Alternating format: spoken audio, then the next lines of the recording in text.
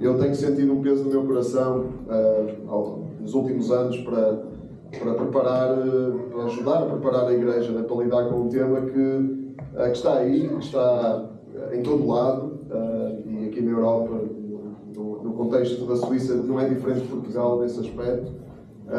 Estas ideias sobre o sexo, o género, mudanças de sexo, sexo não binário, todas essas palavras novas que estão aí, são coisas que mexem com coisas muito profundas no ser humano, né? Aquilo que significa ser homem, aquilo que significa ser mulher, a nossa identidade.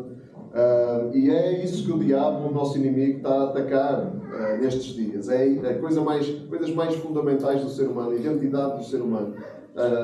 Já ninguém sabe o que é um homem, já ninguém sabe o que é uma mulher, anda toda a gente confusa. E são coisas que fazem parte de nós, não é? E quando nós perdemos a noção do que é que essas coisas significam, algo vai mal, estamos muito perdidos, não é? Então, nós como Igreja temos que saber lidar com isso, responder a isso. Estas questões podem ser muito confusas, as questões do género, porque há muitas palavras novas que às vezes a gente não sabe bem o que é que significam. Então eu gostava de começar por fazer aqui um tempinho de dicionário, okay? Sem cansar muito, mas é importante a gente saber do que é que estamos a falar, o que é que as palavras significam. Gostava que esclarecêssemos os termos. Ok, será que eu consigo controlar aqui?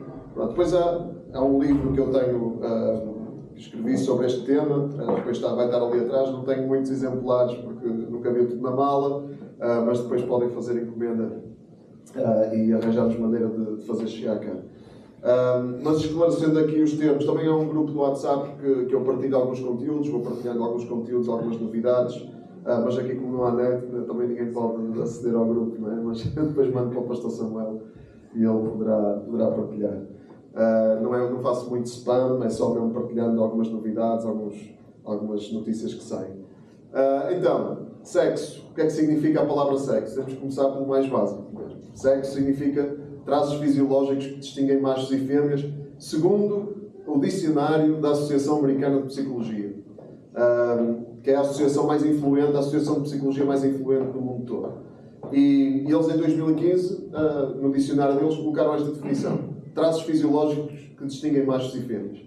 Não há grande polémica aqui, não é? Tranquilo, é o que distingue machos e fêmeas. Mas, no mesmo ano, eles publicaram um guião para ajudar os psicólogos a lidar com pessoas confusas com o seu género, chamadas pessoas transgênero.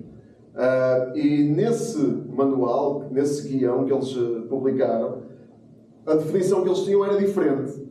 E qual é a definição que eles tinham? O sexo é atribuído no nascimento baseado na aparência da genitália externa.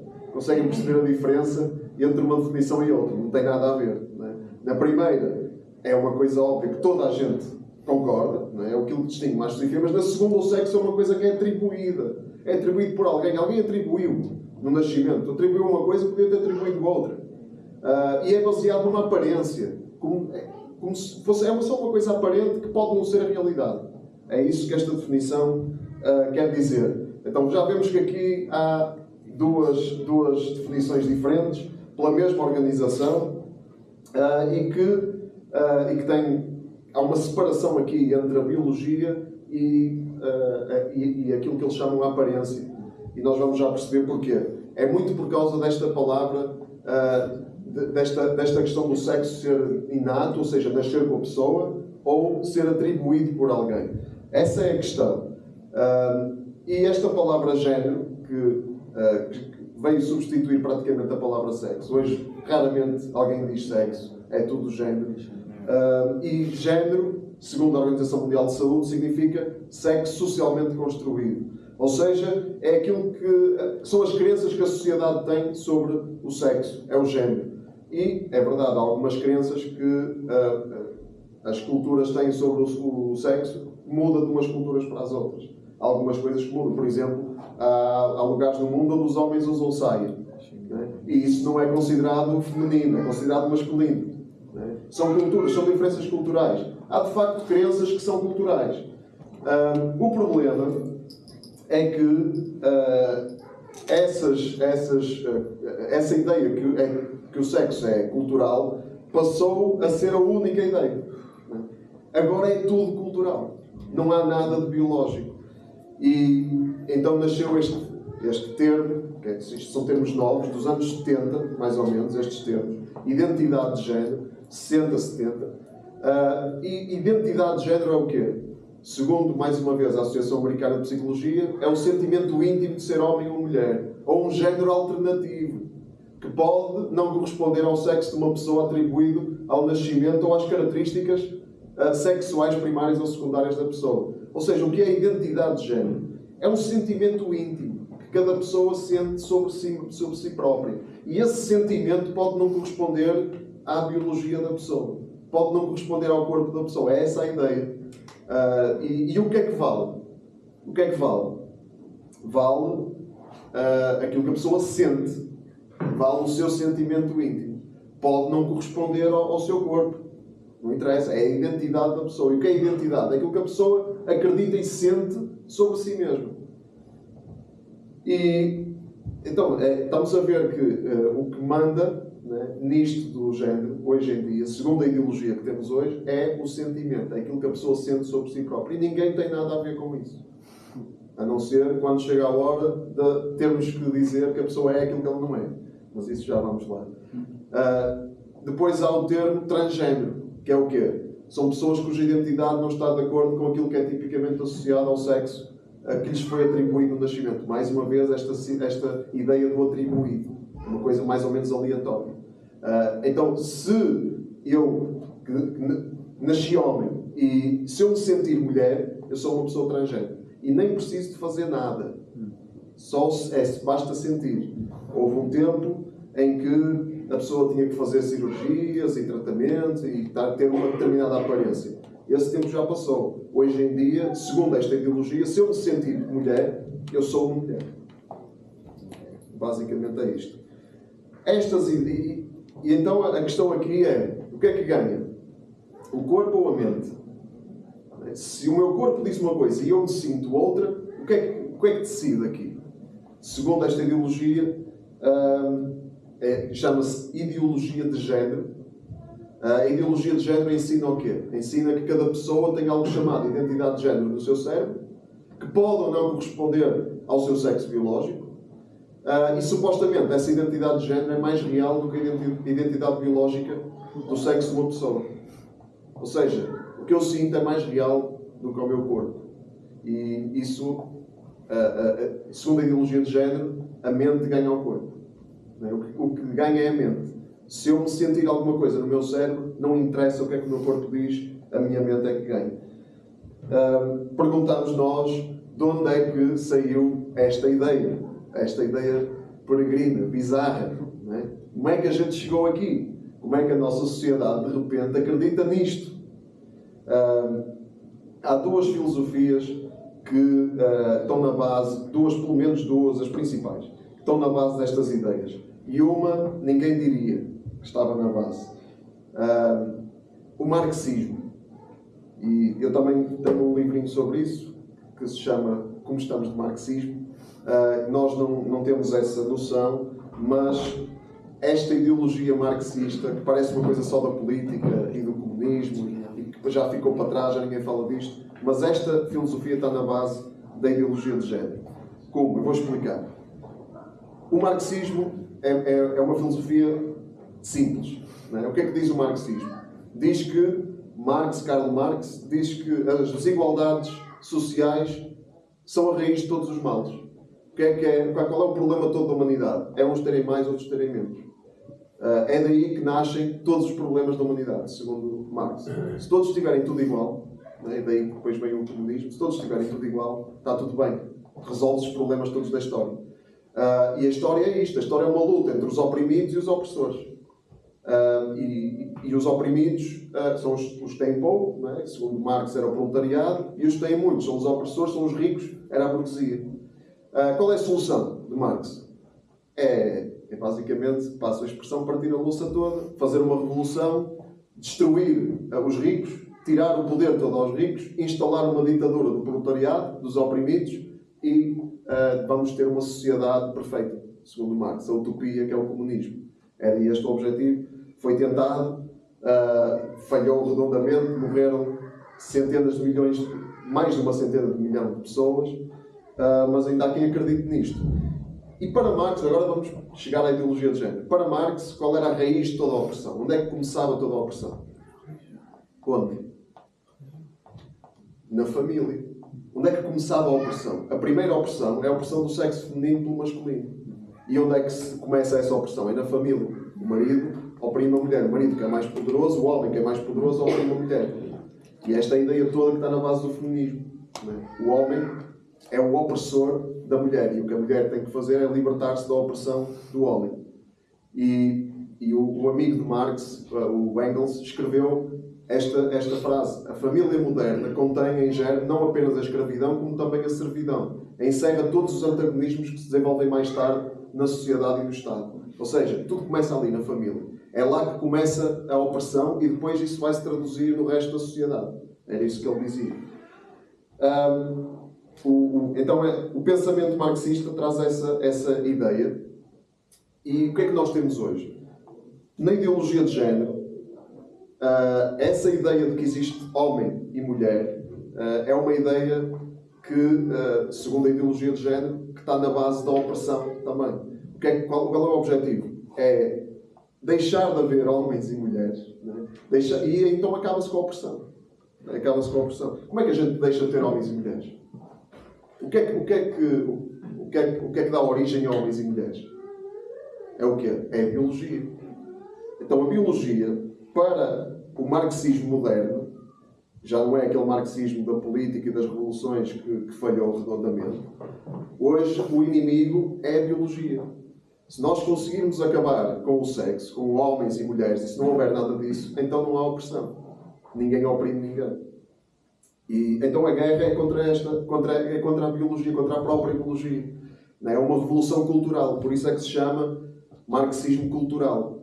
Nós temos que fazer uma revolução para acabar na mente das pessoas com tudo aquilo que é diferenciação entre homens e mulheres. Por isso é que hoje já ninguém sabe o que é um homem, já ninguém sabe o que é uma mulher. E isso é prova do sucesso desta filosofia.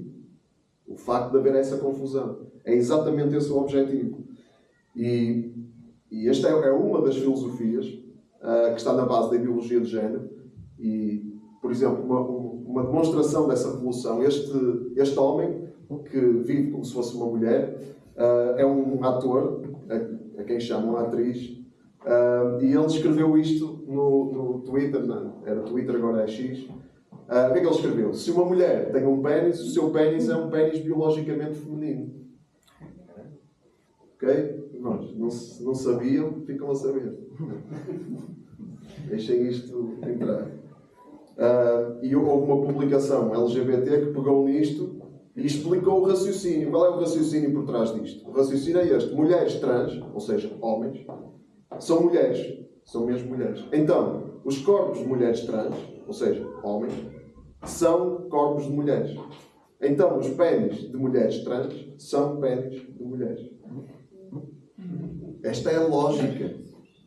Esta é a lógica. E o facto de pessoas acreditarem nisto, e de muita gente acreditar nisto, nas mais altas esferas da sociedade, esta é a ideia que prevalece, é a prova do sucesso desta ideologia, do marxismo e de outra filosofia que também está na base da ideologia de género, que é uma filosofia que dá origem a ideias como estas. Por exemplo, esta ideia vem desde as criancinhas são logo ensinadas desde pequeninas que elas podem ser o que quiserem. Né? Podes ser o que tu quiseres. Filmes da Disney, está lá tudo. Né? Tu podes ser o que tu quiseres. Basta quereres e teres força de vontade e etc. E é verdade, de uma certa forma, uma menina não tem de ser a cozinheira ou dona de casa. Pode ser uma engenheira ou uma médica. Nesse sentido. Agora, quando levamos isto à letra, é que as coisas começam a ficar estranhas, né? E bizarras. Uma letra dos Queen, escrita pelo Freddie Mercury, também mostra bem esta ideologia, esta filosofia. Tu podes ser o que tu quiseres ser, apenas transforma-te naquilo que tu achas que podes vir a ser. E isto vai entrando na mente das pessoas, vai entrando, e está instalado. E esta filosofia tem outro nome, outro palavrão, não sei se já ouviram este nome, do pós-modernismo, que é o quê? É uma filosofia que diz: não há nenhuma autoridade suprema. Conhecem alguma autoridade suprema? Quem é a autoridade suprema? Deus. Esta filosofia diz, não há Deus. Deus não existe. Logo, se não há ninguém que nos diga o que é a verdade, também não há uma realidade objetiva. Não há uma interpretação correta da realidade. Ninguém tem uma interpretação correta da realidade. Cada um tem a sua verdade. Cada um tem a sua interpretação. E todas elas valem o mesmo. Mesmo que sejam contraditórias. Porque ninguém é mais do que ninguém. E não há nenhuma autoridade que nos diga o que é verdade. Então, cada um tem que construir a sua realidade. No pós-modernismo, que é o tempo que estamos a viver, cada um tem que construir a sua própria realidade. Cada um tem que construir a sua própria identidade. Cada um é o que quiser. Se eu quero ser um gato, sou um gato. Se eu quero ser um cão, sou um cão. Se eu quero ser uma mulher, sou uma mulher. Se eu não quero ser género nenhum, também tenho essa opção. Porque eu construo a minha própria realidade e a minha própria identidade. O que é que acontece quando nós acreditamos nisto?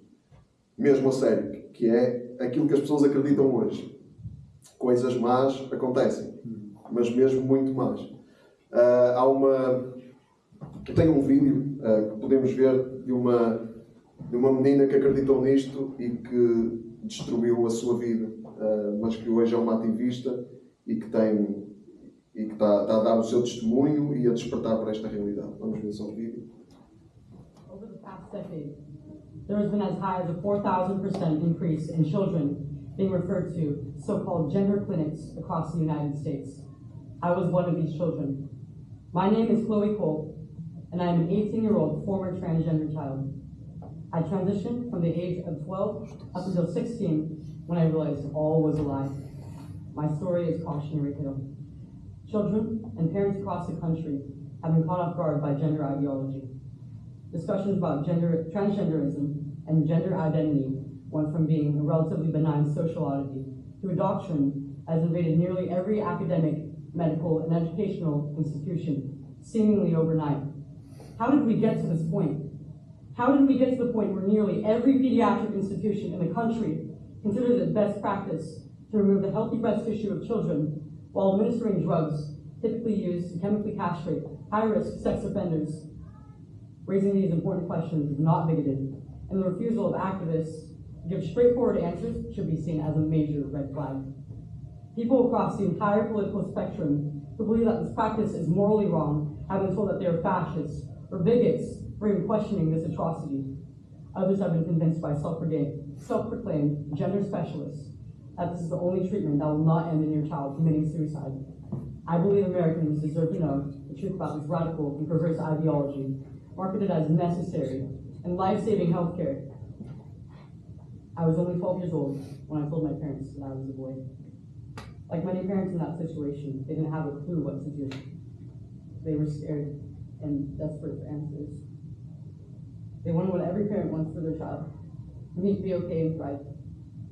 At 13 years old, on the advice of so-called medical professionals, I was put on puberty blocking medication, and only a month later, I was given my first testosterone injection.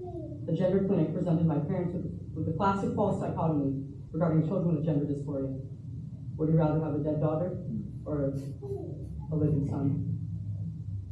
Given these options, what loving parent wouldn't choose to transition their child?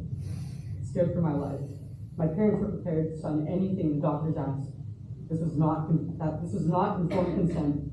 It was a decision forced under extreme duress. At 15, I went under the knife for a radical double mastectomy, the kind that breast cancer patients get. This was after I was sexually assaulted at school by a male student. I just told myself to man up, but I lived my life in constant hatred of my breasts. I started binding, which deformed my breasts as well as my ribcage. I was afraid, and I couldn't wait to finally protect my body from the threat of further molestation. At 16, I finally realized what happened to me, and that I had made a huge mistake. I realized the beauty of motherhood was stolen from me by medical professionals who my family entrusted me to. I realized after maturing a bit more that a child does not in fact know who they are at 12 years old. I realized that I wanted to be what I always was, and forever will be, a woman. With this realization came a series of challenges that were far worse than the transition. Somehow, I had to get myself off these drugs and tell everyone in my entire life that I was not who I said I was. My parents were shocked and felt like they failed me on every level imaginable. My friends all turned against me because I was evidence that their beliefs were a lie. I was a joke. I was a fraud. I was many years behind in development, incapable of feeding my future children, and worst of all, completely alone. Even the medical professionals who got me into this mess now have no idea what to do with me, and they refuse.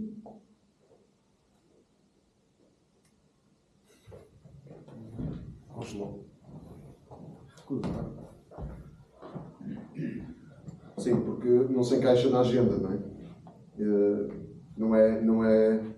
Não vai ao encontro da agenda dos ativistas que não querem que ninguém apareça a dizer que se arrependeu, não é? Porque isso vai contra a narrativa.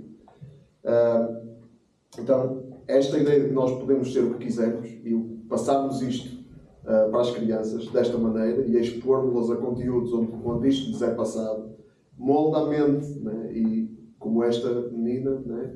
Muitos, milhares e milhares por esse mundo fora, são enganados e passam por estes procedimentos e muitos arrependem-se, embora nunca se ouça falar disso. E nós não precisamos de parar por aqui. Quando esta ideia de que podemos ser o que quisermos, quando a gente acredita mesmo nisto, quando as pessoas acreditam mesmo nisto, porquê é que devemos de ficar pelo género? Porquê é que não podemos ser, por exemplo, de outra espécie? É também uma realidade. Né? Esta pessoa, chamada Mulher Dragão, gastou $40.000 para se tornar um dragão, com muitas cirurgias plásticas, 14 cirurgias, para se parecer com um dragão. E este homem, que está ali do outro lado, já não está vivo, cometeu suicídio, mas fez também muitas cirurgias para se parecer um tigre fêmea, porque ele achava que era um tigre fêmea. Isto são casos reais. Né? Ou então, porque é que nós não podemos ter outra idade? Se podemos ser o que quisermos. Este homem, 46 anos, um homem casado com 7 filhos, percebeu, segundo ele, que a sua identidade era de uma menina de 6 anos. Então passou a viver como uma menina de 6 anos e foi adotado por aquele casal. É tão absurdo e tão... Enfim, a gente nem sabe o que dizer. Mas voltemos ao género. São só exemplos de até onde é que essa filosofia nos leva. Né? O extremo dessa filosofia. Quando as pessoas acreditam nisso. Mas o que é que diz a ciência sobre o género? É possível mudar de sexo ou não? Vamos por partes. Não é novidade para ninguém que homens e mulheres são diferentes. Mas a ciência diz que há 6.500 diferenças genéticas entre homens e mulheres. São diferenças genéticas. Não é uma coisa que é atribuída no nascimento. 6.500. O sexo, cada célula do corpo humano tem 23 pares de cromossomas. E num desses pares está o quê? Num dos pares de cromossomas está o sexo. E sabem quantas células existem no corpo humano? Atirem aí o número, irmãos. Atirem aí o número. 100.000. 100.000. Mais. Puxa. Mais. 1 milhão. Mais. 10 milhões. Mais. 3 bilhões. Mais. Num homem adulto, 37 trilhões de células. Num homem adulto. Médio, claro, depende do tamanho da pessoa, mas em médio, né? 37 trilhões de células num homem adulto. E em quase todas essas células, na maior parte dessas células, está lá no ADN, nos cromossomas, em cada uma das células, se a pessoa é homem ou mulher. Deus, Ele escreveu isso em cada célula do nosso corpo. Não dá para mudar. Por muita cosmética e muita operação e muita maquilhagem, não dá para mudar. O que é que diz a Bíblia? A Bíblia diz que Deus criou o ser humano à sua imagem, como verdadeira imagem de Deus, e este ser humano criado por Deus é o homem e a mulher. Não há mais opções. Não há mais géneros, nem mais sexos. Isso é uma invenção, é uma mentira. Não é possível trocar de sexo. Isso é uma mentira que se diz para aí e às vezes nós até embarcamos nisso. Não é? Porque as pessoas mudam de aparência de uma forma tão radical que parece mesmo que trocaram de sexo. É mentira. Um homem nunca vai deixar de ser um homem e uma mulher nunca vai deixar de ser uma mulher. Okay? Está escrito no ADN de cada célula do corpo humano. E estas realidades são incontornáveis. Homens e mulheres são diferentes. Só há 2 géneros, 2 sexos. Ponto final. Okay? Não podemos ter confusão em relação a isto. Qual é o problema do ser humano hoje? Qual é o problema mais profundo do ser humano hoje? Como eu falava no início, nós temos um problema de identidade. Esta geração está com um problema grave de identidade, uma confusão grave de identidade. Porque lá está, nós eliminamos a autoridade suprema. Se não há uma autoridade suprema que nos diga quem somos, como é que a gente vai saber quem somos? É isso que esta geração está a viver. E há um autor que é o Carl Sagan, um astrónomo que já faleceu, americano, escreveu um livro que tinha esta capa. A capa do livro era um bebé deixado na soleira da porta. E o Carl Sagan dizia, esse bebé somos nós, a humanidade. Deixados na soleira da porta, um órfão, não sabe de onde é que veio, não conhece as suas origens, não sabe o que é que está cá a fazer. Apareceu simplesmente no universo. E isso deixa-nos, quando nós acreditamos nisto, deixa-nos a perguntar quem somos. Não é? Quem é que eu sou, afinal? Nós sabemos quem somos. E nós que sabemos quem somos, Deus chama-nos para sermos luz neste mundo e para esclarecermos, para lançarmos luz e verdade sobre a mentira que está à nossa volta e as trevas que estão à nossa volta. Nós sabemos quem somos. Não é? Nós somos uma criação de uma autoridade suprema, que é Deus, que nos trouxe à existência e nos confere uma identidade. Então nós sabemos quem somos. E a identidade da criatura vem do Criador. A identidade da criatura vem do Criador. Se não há um Criador, a criatura fica perdida, sem saber quem é. Se nós não sabemos quem nos fez, também não vamos saber quem somos. E há estas opções, né? Homem, mulher, Deus cria-nos, nós somos criados, nada nos é... Se há alguém que nos atribui alguma coisa é Deus, não é nenhum médico que nos atribui nada. Nós somos criados por Deus que diz quem nós somos. Quando nós nos afastamos do Criador, perdemos a nossa identidade. E é isso. É esse o drama das pessoas hoje em dia. Estão afastadas do Criador, não sabem quem são. E elas estão afastadas do Criador, nós sabemos porquê. Não é? Porquê? Por causa do pecado. Não é? Diz Romanos 5,12, por um só homem entrou o pecado no mundo, com o pecado veio a morte. Foi assim que a morte atingiu toda a gente, já que todos pecaram. Então toda a gente está debaixo desta realidade. Né? E se nós estamos nesta realidade, nós somos órfãos. Não temos pai, não sabemos quem somos, não sabemos de onde vimos, estamos perdidos. Mas nós temos uma esperança. Né? Qual é a nossa esperança? Nós podemos ser algo novo. Nós podemos não apenas descobrir a nossa identidade de criaturas, mas ter uma nova identidade. Amém. Nós podemos ter uma identidade nova. E lemos em João 1,12, que toda a gente, uma passagem que todos nós conhecemos, a todos quantos o receberam, aos que creem nele, foi-lhes dado o poder de se tornarem filhos de Deus. Amém. Isto é aquilo que em teologia se chama regeneração. Nós somos regenerados, nascemos de novo. Se alguém está em Cristo, nova criatura é. As coisas velhas já passaram, tudo se fez novo. Amém. Uma nova identidade. E nós ao viver com essa nova identidade, nós somos testemunhas de que existe um Criador. E tudo isso foi possível porque Jesus, Ele pagou o preço para nos reconciliar com Deus, para nos abrir o caminho e nos tornarmos filhos de Deus. Se o recebermos, nós somos feitos filhos de Deus. Amém. Porquê é que eu estou a falar aqui de coisas tão básicas, irmãos? Porque a igreja precisa de ser lembrada disto. A igreja precisa de ser lembrada disto. Nós às vezes facilitamos um bocado, porque são realidades para nós são tão óbvias, e nós esquecemos que nós temos uma geração ou gerações novas que estão a crescer, a serem expostas a toda a hora a este tipo de ideias. E se nós não temos isto bem claro para nós e não ensinamos isto de uma forma muito clara, estas filosofias vão vão tomar conta da vida dos nossos filhos e das novas gerações. Então, este é um apelo à Igreja, né? Que a Igreja entenda a sua missão, não apenas saber, mas testemunhar, né? E ensinar. E o que estas novas gerações precisam de ouvir é isto. É que há uma boa notícia. Né? Nós temos uma mensagem que Deus veio ao mundo para nos salvar da orfandade, da escuridão, das trevas e nos dar uma identidade nova. E deixem-me dizer-vos, as novas gerações estão desesperadas por isto, estão à procura disto.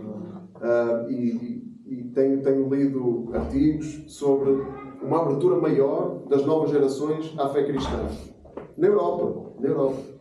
Okay? Isto não é... O Evangelho está a avançar muito e a Igreja está a crescer muito em muitas partes do mundo, em África, na Ásia, mas na Europa está a haver um interesse cada vez maior das novas gerações na fé. Então este é o nosso tempo. Deus chamou-nos para este tempo. Né? E o que eles precisam de saber é isto.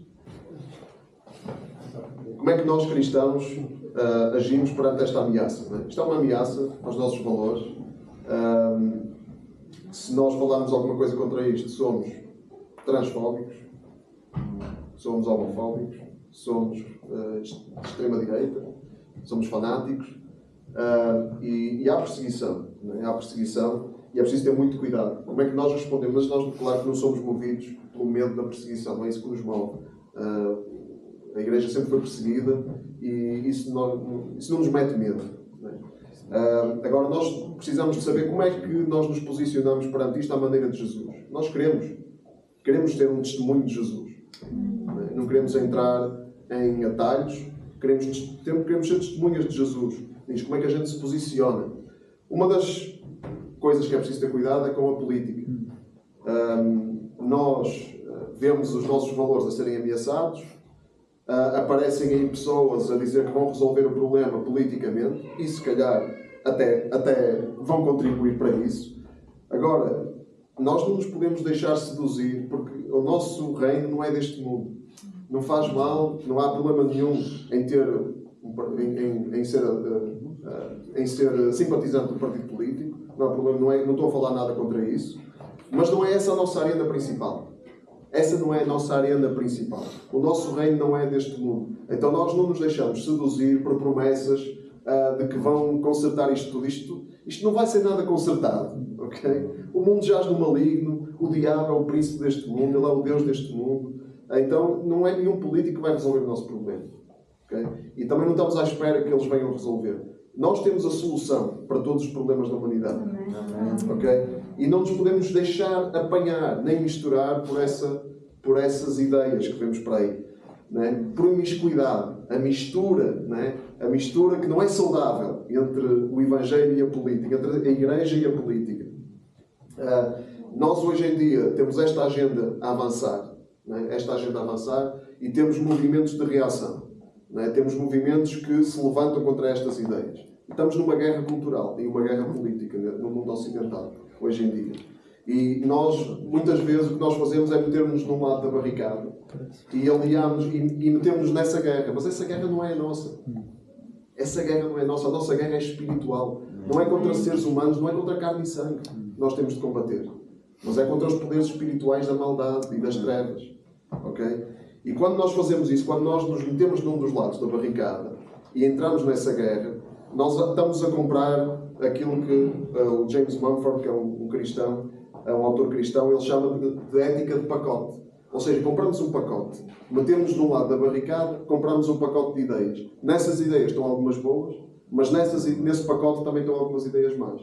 E quando a gente se mete nos lados da barricada, nós estamos a comprar o pacote todo.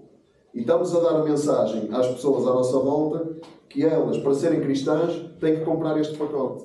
É essa mensagem que nós estamos a passar. O Tim Keller, que faleceu há pouco tempo, mas um pastor muito sensato, muito sábio, que falou muito nos Estados Unidos sobre esta realidade. O que ele diz é comprar um pacote dá a ideia a quem considera a fé cristã, dá uma impressão para se converter, não precisa apenas de crer em Jesus, mas também tornar-se apoiante do partido. Ou seja, se não és apoiante do partido, não és crente. Basicamente é isso que nós, quando nos metemos de um dos lados da barricada, estamos a dizer às pessoas. Então temos de ter muito cuidado com isso. Isto é política. Outra forma de não responder. Okay? Estou a falar de formas de não responder. Agressões, partir para a agressão, partir para o ataque. Lá está, metermos nesta guerra com as pessoas. Isto é uma discussão muito difícil. E às vezes nós entramos aí. Também, às vezes, entramos naquela das frases feitas. Cuidado com as frases feitas. Às vezes ouvem-se para aí, mas estamos a dizer o quê? Esta ideia de, por exemplo, que Deus não comete erros, Deus faz tudo perfeito. Às vezes entramos nesse argumento. Deus, claro que Ele faz tudo perfeito. Deus é perfeito e Ele não faz nada errado. Mas nós também vivemos num mundo que está afetado e estragado pelo pecado. Por isso, há todo o tipo de imperfeições. Okay? Não é Deus que as fez, nem que as causa diretamente, mas a realidade do pecado dá origem a todo o tipo de imperfeições. Há crianças que nascem com malformações.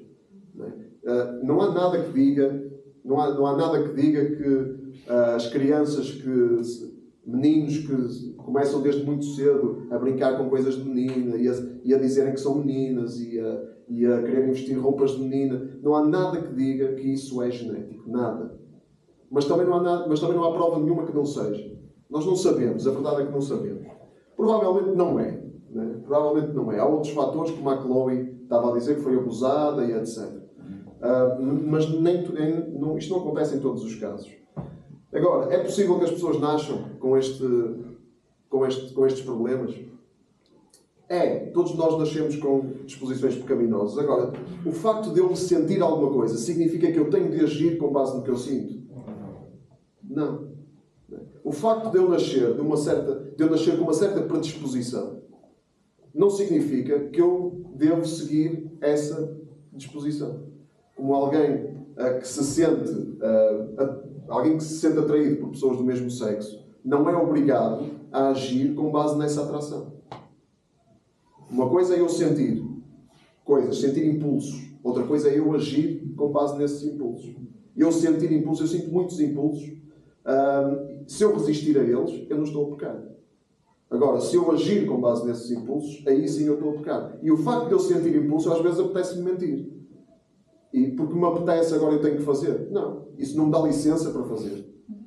Então nós temos que ter isto claro na nossa mente. O facto das pessoas sentirem coisas não significa que elas tenham de agir com base naquilo que sentem. E hoje em dia nós estamos muito na coisa do sentimento. O sentimento é que é a verdade absoluta. Não é? Mas nós temos que ver além disso. E temos que ensinar além disso.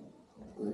Temos que ensinar além disso. Quando algum jovem, algum adolescente, eu sinto-me atraído por pessoas do mesmo sexo, ou eu sinto que sou isto, ou eu sinto que sou aquilo, mas o que tu sentes não é verdade absoluta. O que tu sentes, tens que perceber se a palavra de Deus, se está em linha com a palavra de Deus. Se não estiver, tens que lutar contra aquilo que tu sentes, como todos nós lutamos contra o pecado. Isso parece um discurso assim duro, porque hoje em dia o sentimento é a verdade absoluta. E parece um discurso duro. Não podes agir com base no que tu sentes. Mas é isso. É isso que nós temos que dizer de uma forma sensível. Então, cuidado com as frases feitas. Deus faz tudo perfeito. Mas eu não me sinto perfeito. Pois, é o pecado. Okay? É verdade que tu não és perfeito. Eu não sou perfeito. Porque o pecado provoca muitas imperfeições. E nós temos que lutar contra isso. Depois há a questão das agressões, como falávamos. É uma discussão muito difícil. E ambos os lados da discussão, tanto o lado conservador como o lado progressista, há muita agressividade. E nós cristãos, somos chamados para outra coisa. Há um conservador quem anda nas redes sociais, de certeza que já viu coisas dele, que é o Matt Walsh. Ele identifica-se como católico e ele diz coisas deste género. Para aqueles que castram crianças e atacam o próprio conceito de verdade e corroem os alicerces da civilização humana, o meu objetivo é derrotá-los, humilhá-los e desmoralizá-los. Eu quero destruir tudo aquilo que eles representam. Isto não é um discurso cristão. Ele pode ser conservador, ele pode ser contra a ideologia de género, mas este discurso não é cristão. Nós não somos chamados para destruir pessoas. Nós não somos chamados para humilhar pessoas nem para desmoralizar pessoas. Nós somos chamados para apresentar o Evangelho da salvação às pessoas, com amor.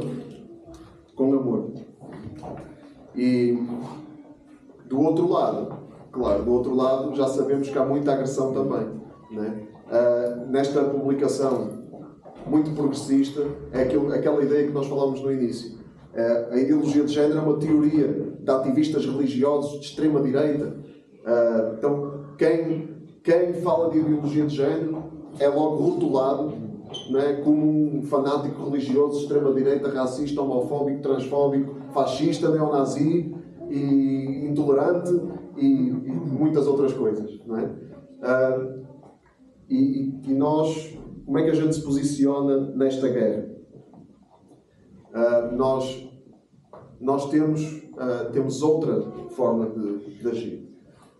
Paulo diz aos Colossenses, capítulo 4, versículos 5 e 6: procedam com prudência em relação aos que não são crentes e aproveitem bem as oportunidades. Que o vosso discurso, a vossa conversação, seja sempre agradável e com interesse, sabendo dar a resposta exata a cada um. A tradução mais comum diz que a vossa conversa seja sempre temperada com sal. Mas quer dizer uma conversa agradável, com interesse. Nós não somos chamados para andar a tirar pedras, nem para andar a disparar insultos às pessoas que não concordam connosco e que até defendem coisas absolutamente aberrantes e absurdas. Nós somos chamados para as amar. Amém. Esse é o chamado dos cristãos. E eu quero avançar aqui para outra forma de lidar, para outra forma de não lidar com isto, que é com medo, e é o último, ok? Para não prolongar mais. O medo. Deus não nos deu um espírito de medo, mas de coragem, amor e bom senso, diz Paulo a Timóteo. E um exemplo, outro exemplo de uma pessoa que fez os procedimentos todos de mudança de sexo, depois se arrependeu e hoje tem um ministério, é crente, e ele tem um ministério de ajuda a pessoas que se arrependem. Né? Está na net, chama-se Walt Heyer. E quando ele se começou a arrepender, ele foi falar com um pastor. E como é que o pastor lidou com ele? Né? Ele diz que o pastor não veio com julgamento. Ele sabia que tinha de obter mais informação, ou seja, o pastor percebeu que não sabia tudo. Não sei se é novidade, mas os pastores não sabem tudo. Não sei se é novidade para os irmãos. O pastor percebeu que não sabia tudo, tinha que ter mais informação, não sabia muito bem o que fazer, como lidar com aquela situação, mas foi à palavra. Foi ver o que é que a palavra ensina, o que é que a palavra diz. E foi uma abordagem sensível e que conduziu a que este homem se arrependesse e hoje fosse uma bênção para muita gente que se arrepende e que precisa de ajuda. Portanto, o que nós estamos a forma como nós lidamos pode dar muito fruto e pode ser desastrosa também, não é? Com as pessoas. A abordagem de Jesus é esta. O Pai enviou Jesus e Jesus disse que nós somos enviados como o Pai o enviou. Como é que Deus enviou Jesus? Como é que Deus Pai enviou Jesus? Como é que Jesus esteve cá no mundo? Um versículo que é muito importante para nós, mesmo muito importante, é um versículo-chave. É este, João 1,14, que diz que a palavra fez-se homem e veio habitar no meio de nós, e nós contemplamos a sua glória, como a glória do Filho único do Pai, cheio de graça e de verdade. Cheio de graça e de verdade. Jesus tinha toda a graça e toda a verdade. E ele equilibrava de forma perfeita a graça, o amor, a compaixão e a verdade. E ele nunca negociava a verdade em nome da compaixão. E também não era nenhum brutamontes que dizia a verdade sem amor. E esse é o nosso chamado. Esta é a nossa vocação neste mundo. Nós sabemos que os tempos estão difíceis. Sabemos que este mundo, que as coisas podem melhorar aqui e ali, mas sabemos para onde é que este mundo está a ir. E sabemos que as coisas vão continuar a piorar. E temos de estar preparados neste mundo ocidental em que nós vivemos, nesta Europa. Temos de estar preparados para lidar com a perseguição. Temos de estar preparados para lidar com o ódio. Temos de estar preparados para ouvir coisas do tipo vivemos na Idade Média, na Idade da Pedra, és um atrasado, és um fanático, temos de estar preparados para isso. Ainda que nós amemos e ainda que sejamos muito equilibrados com a graça e a verdade, isto é uma realidade que vai acontecer. Não é? E aí nós temos que estar preparados para, como Jesus, orar pelas pessoas, combater contra isto, mas na arena espiritual. E temos que estar, como igreja, empenhados nesta guerra, mas em oração. Espalhando sempre o amor de Deus e a verdade de Deus para todos aqueles que nos rodeiam.